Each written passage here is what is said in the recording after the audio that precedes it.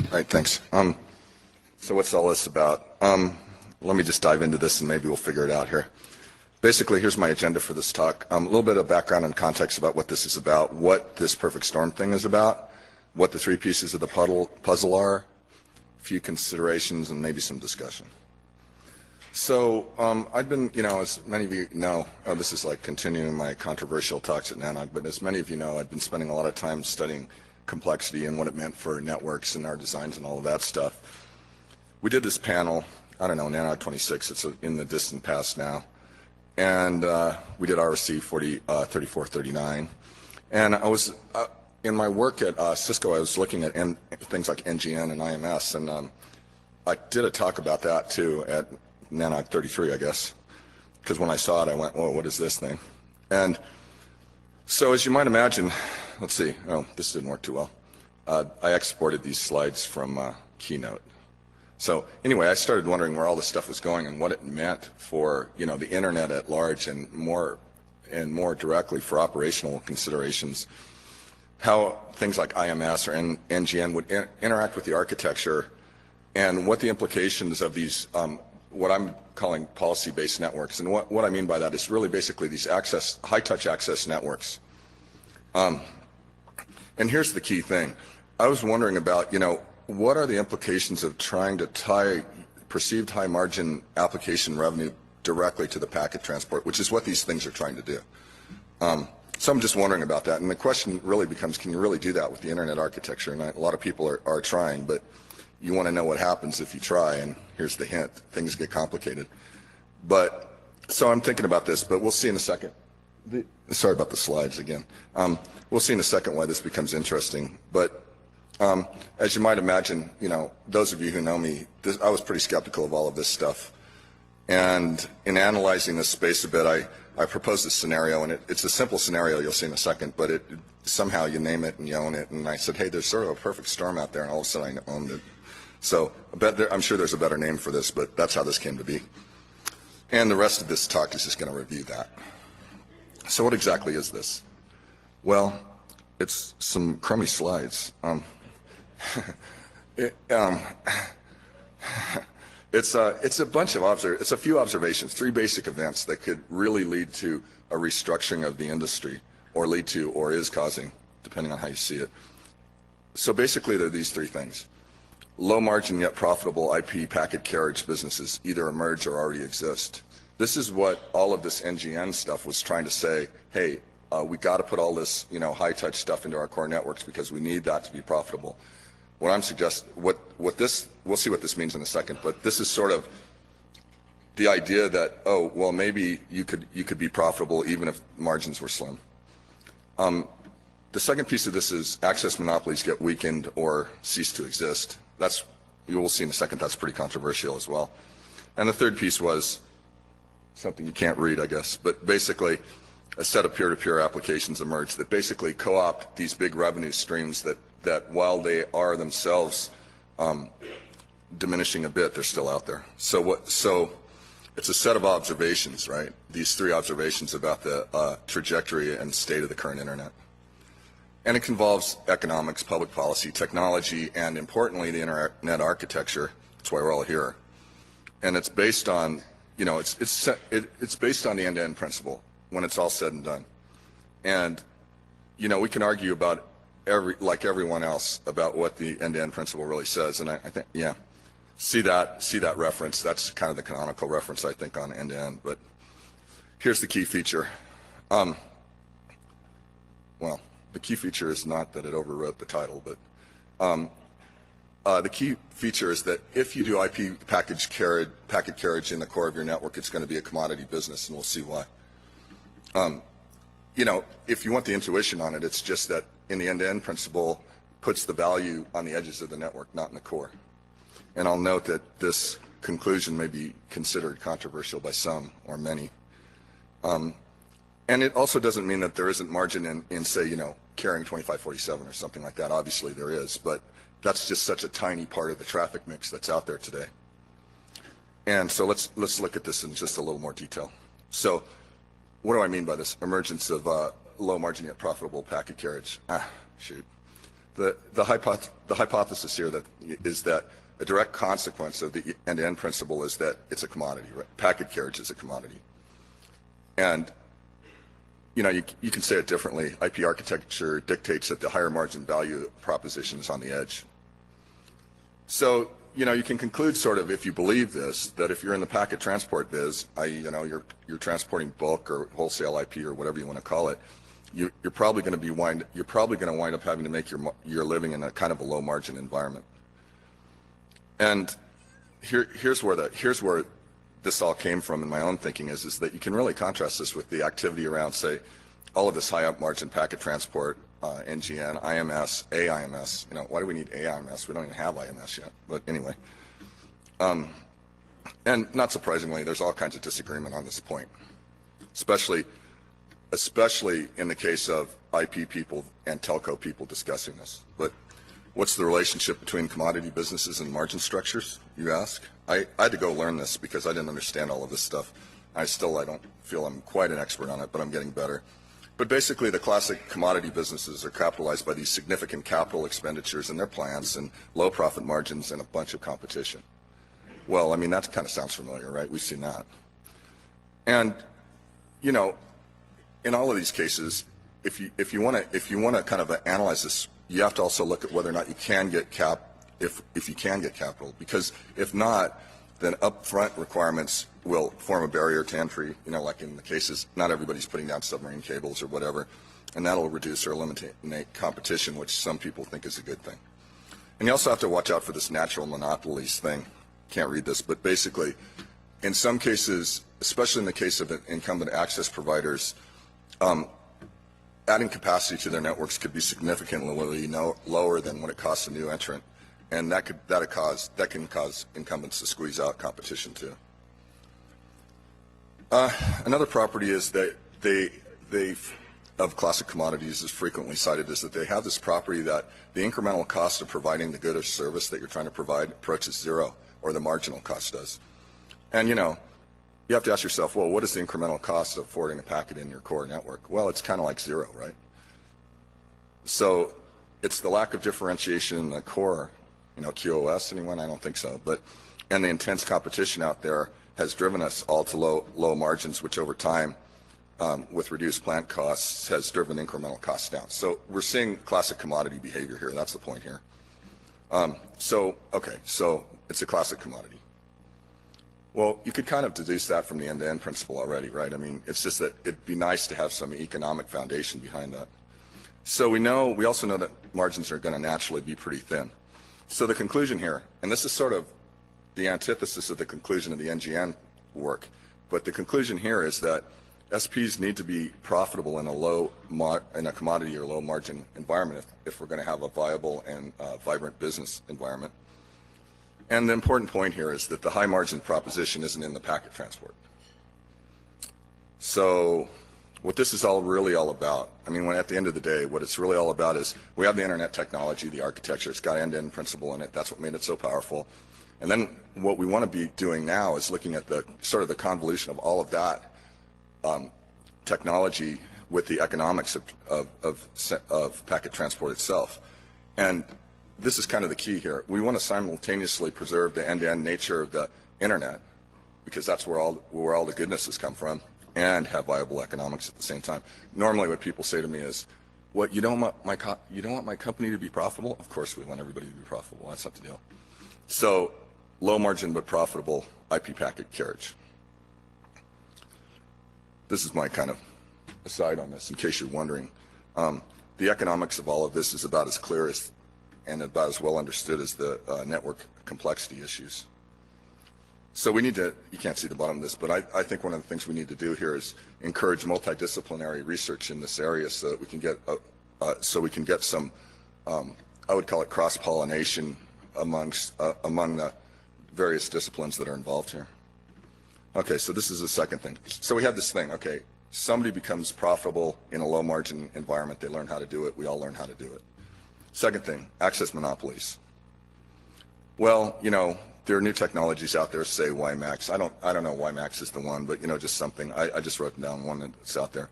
Or just plain competition in the access will help.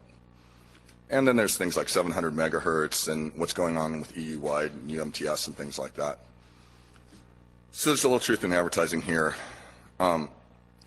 Some folks have posited that the competition in the access is really effectively impossible because it's capital intensive and it's a natural monopoly, it's like we said on the other page. That's what some people are saying.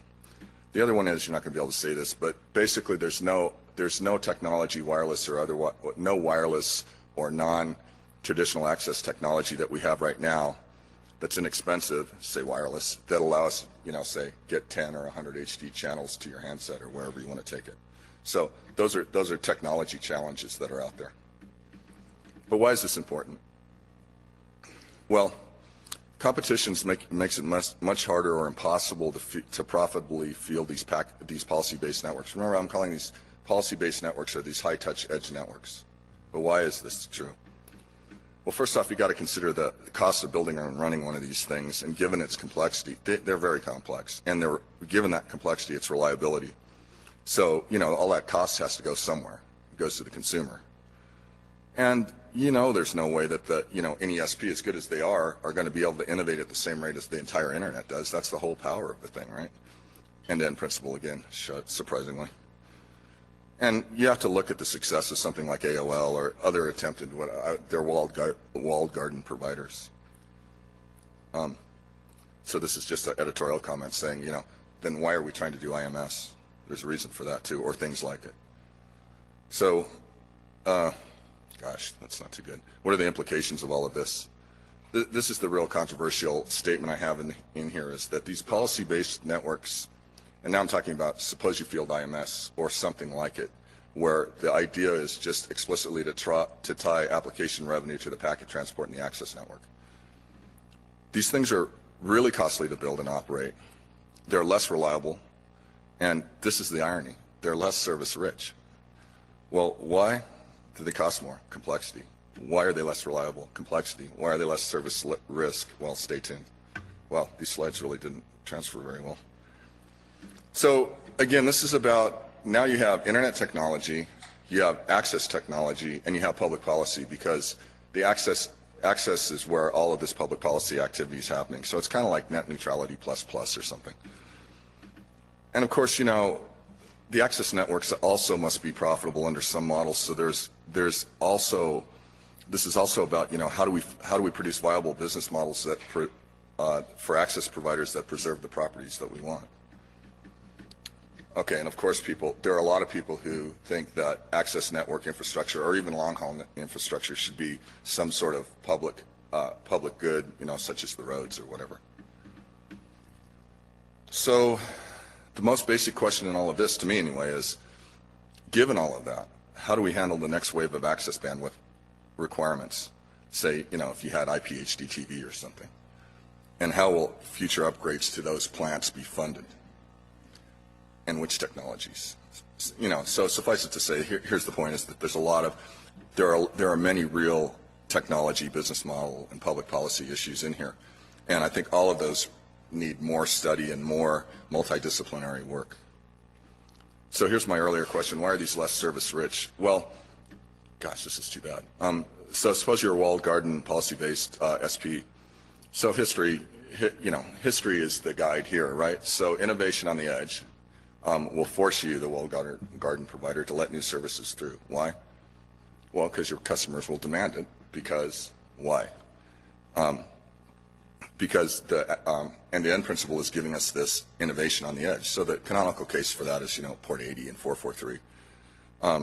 And this is part of the reason why the existence of competition in the access is so important, because if we don't have that, then you don't have any choice as a consumer.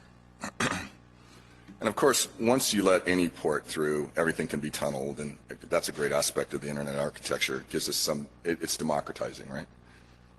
And here's some examples, Skypes or anything else that's over the top.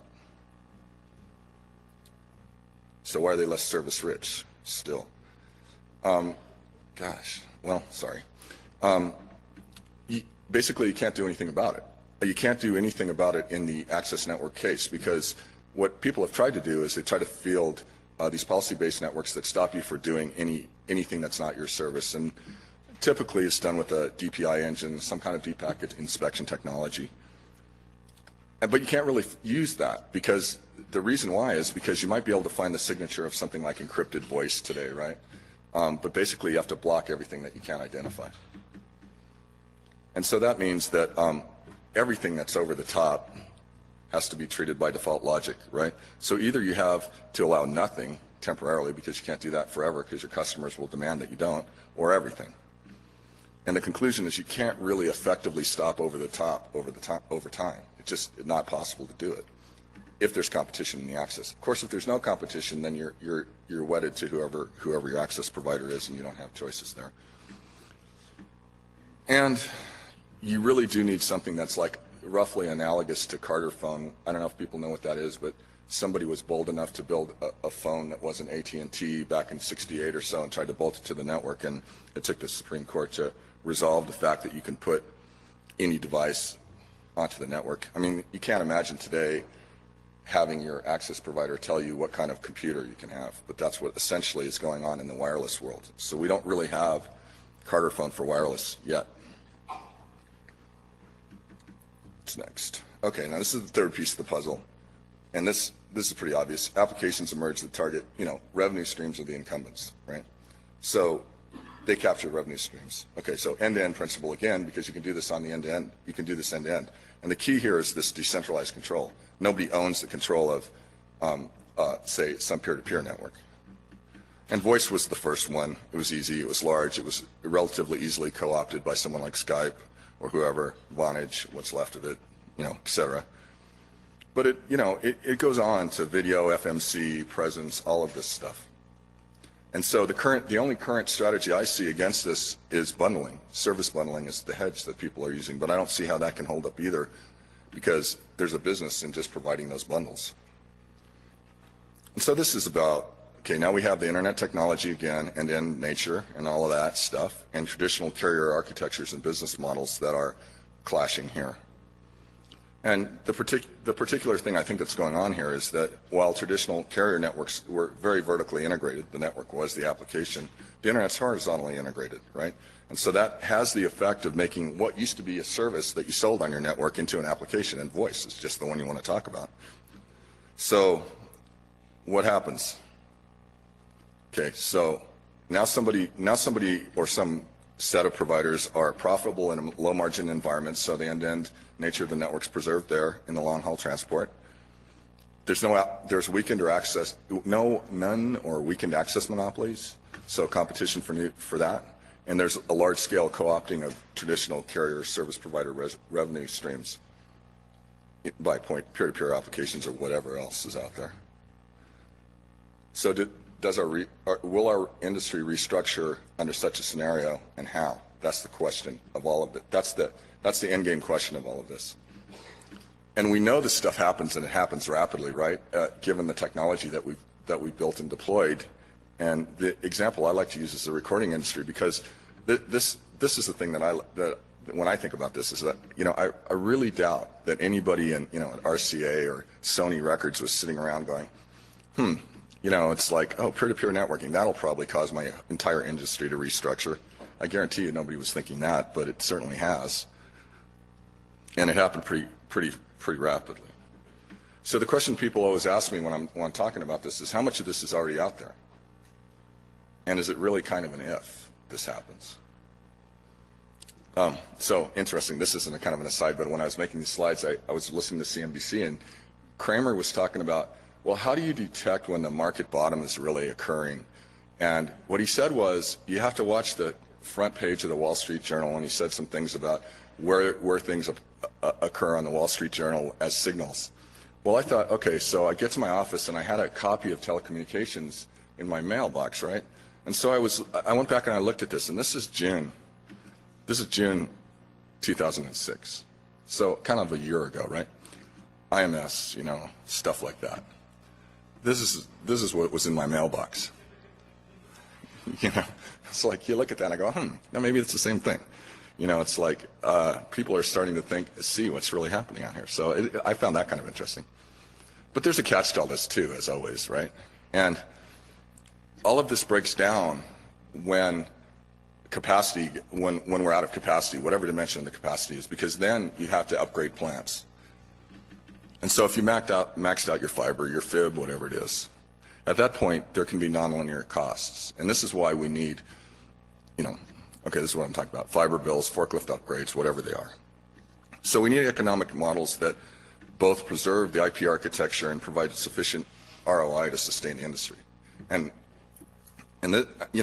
what's interesting is that this whole idea that we need to meld our operational technology and some more theoretical work together seems to be taking off in a lot of different areas. Like I heard Ray mention that there'll be some talk about IP markets. That's the thing that economists really need to look at and help us with. In case you think the bandwidth, some people think, well, bandwidth, there's always this whole thing about, oh, the amount of bandwidth the internet uses is doubling every week or every month. I looked at, have you guys seen this, the Mint's homepage? It's pretty interesting, but, if you look at this, there's, it's growing at, if it's growing at 50% per year, that's pretty significant. Okay, so that's all good. That's a nice view of it. That's that's all goodness, just stating the obvious, but what's an ISP supposed to do about it? Well, this is also a crummy slide apparently, but you're supposed to, one thing you can do is you can really be realistic about the OpEx complexity trade-offs. I think that was one of the things that wasn't being done during all the years that people were doing convergence. They just were not being realistic. Oh, yeah, so I heard Vijay say this, he said, the best thing you can do is be rational. And obviously we need better tools here because we just have little or no analytical capability in this space. And while we're thinking about this, we really need to keep in mind that, governments can intervene or regulators can intervene, and that's a trump card. So you as operators, from my perspective, should work with vendors, standards organizations, open source community to build the platforms and protocols that have these kind of needed properties that will let us get there. So what should vendors be doing? Well, listening to SPs when you guys tell us this stuff, first off, that doesn't always happen. But this problem is kind of thorny because vendors, like everyone, want to maintain margins. They have to. My hypothesis here is that even if all this materializes, if it hasn't already, vendors will be able to preserve some advantageous margins for some customers. I mean, they will. But if what evolves is sort of the need for sort of low margin from the vendor perspective interfaces because there's so much demand on bandwidth capacity, so then they may need a hedge strategy against their margin strategies. And the obvious one is simplify things. We've been talking about that for a while. And writing the Ethernet cost performance curve. Ethernet performance up, cost down. And this leads to another thought. It's like one of the things that people have always talked about is from the vendor perspective is investment protection. If another way to think about this is maybe you have a disposable network, right? Maybe since interfaces are starting all to go to Ethernet, and since we're talking about sort of commoditized service at least in the core network, maybe what you want to do is you want to ride this curve and build things that are cheap enough to swap out on some regular schedule instead of upgrading. That's just another way to think about what could be done. So where to from here? Well, I wish I had better slides, sorry. All of this is, from my perspective again, it's just a scenario where, the internet that we know and love, it just continues to grow and thrive. And this is it's pretty deep contrast with the value-added transport proposition that was NGN, that's IMS and all of those things. And I think people need to note that everything is over the top on the internet, even though people sometimes like to make fine distinctions. They're not. And we need to get better understanding of all of this in a multidisciplinary way of evolving needs. What's the effect of bandwidth drivers like video and so forth? How about having access speeds approach the speeds that we have in the core networks? That's a big one. Or 2 megs to the handset, or TDM to packet. That's a sore one with me, but things like that. So then, this is the other question people always ask me: is it really that it's already happened? It's all over. There's a few opinions on that. don't know if you know Eric Cecil. He's a frequent poster on this. I think he's at L3, I think. But this is the statement he gave me, or he wrote on that list. And the value he was talking about being wiped out was the perceived high margin packet revenue. And then this Fred Goldstein wrote about it in a book called A Great Telecom Meltdown, but basically said that the confluence of all of these three things synergized in such a way that has caused this perfect storm thing. So a few final thoughts. We need to educate ourselves and our community more about what the internet is. People really don't, it's shocking to me sometimes how much people don't really understand what it is. And the community here includes SPs, enterprise operators, content providers, researchers, vendors, users of all kinds, regulators, that's really important, so forth. We need to encourage, and encourage means fund, however we do it as a community, multidisciplinary research in this area. And, I don't know how many folks have looked at these various issues, but basically theory, data, and practice are all very slim out there. Finally, so here's the bad outcome of all of this. And actually, I have to attribute this to Dave Clark because he wrote this in an email to me when he was looking at this stuff. Service providers can't be profitable enough to continue bandwidth upgrades. This is the bad outcome if it happens. Service providers then attempt to choke off innovation for perceived self-preservation, of course, and they do it via legislative or regulatory means or technical means, IMS, whatever. And we all want to avoid that outcome because that just destroys the internet as we know it, and nobody wants that. So we want we want all of the aspects of the sort of economic and technical ecosystem to work together. That's that. How to do for time. Good. Bill. Dave, thanks a lot for that talk. These are issues I've been thinking about a lot also. And one of the data points I got from the field was that most Americans think they have enough bandwidth from the broadband connection. No. Have you talked to my daughter? Well, let me put it to you. What do you think is the bandwidth that you'd like to see us have to the household in the next couple of years? 100 megs, symmetrical. Just like, why not? Why not? Like in Tokyo or whatever. I think in your presentation, though, you pointed out for $40 a month. For $40 a month. Hey, that's probably $40 US too, and that's a good deal.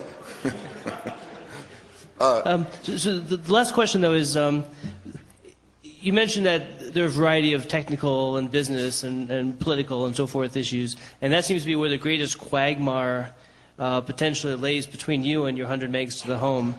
Where do you think these issues are most effectively going to be discussed? That's a really good question. The reason I framed this thing up like this is because it's just a deeply multidisciplinary problem. And I'm not sure that any venue that I've seen so far is the one that's going to bring the right people together to solve these problems, which are deep because they're problems, they're technology problems, they're industry problems, So I don't have a good answer for that. But what I'm really hoping is that over the next couple of years, we can put together some forums that we can actually discuss these issues are. And like if you look out here, we all understand the technology aspects of it, but there are very few of us who understand, who are economists, and Jeff is a little bit maybe, or there's some people who are, but that's what we need. So we have to build that, I think. Jeff? Jeff Houston, do you want to just go back a slide, your bad outcome slide? We're actually there. You're right there. You're already at the bad outcome. What actually happens when someone attacks you and you are the massive incumbent? Because over the last 100 years, we've built massive telephone companies, largest industry sector on the planet and the richest, massively overbuilt, employed hundreds of thousands of people. Then this upstart industry started eating the margin. Try and squash it. Didn't work. Buy it. Integrate it. Swallow it. And then you protect your position. Start playing around by making the barrier to entry high again. Start playing the regulatory card. Who owns most of the broadband mass deployment? Struggling independent ISPs or telco money?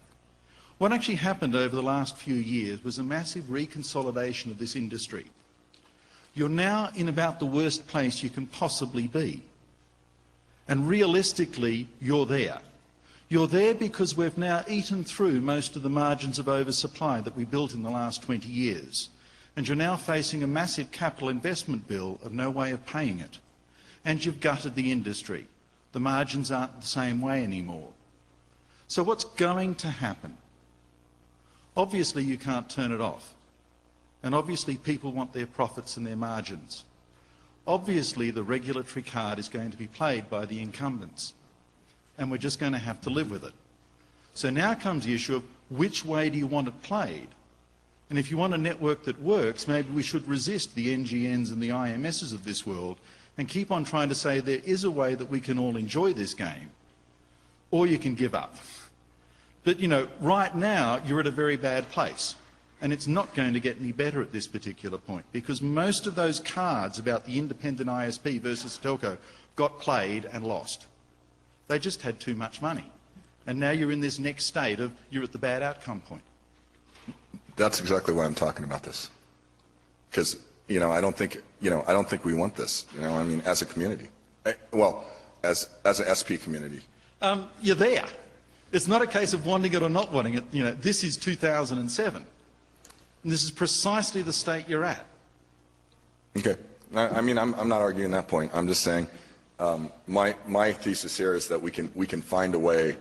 I'm not saying I know what it is, because if I did, I'd be in a different state. But I mean, I do think we can find a way to preserve those properties that I was describing while finding ways for people to be profitable. We just haven't done it yet. And personally, I don't think, as far as, again, I'm not an economist, don't play one on TV, all that kind of stuff, but in my understanding of what's out there, that is a primitive discipline as well with respect to the network.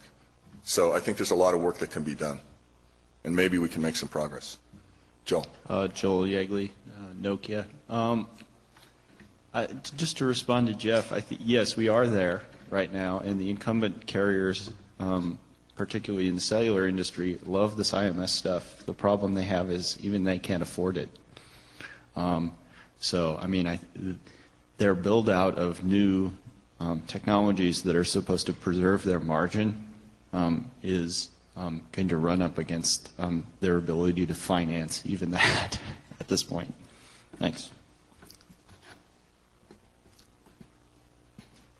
Okay, thanks. I'll put up some better formatted slides for people, so if they want to get them, they can get the PDF or something. Thank you.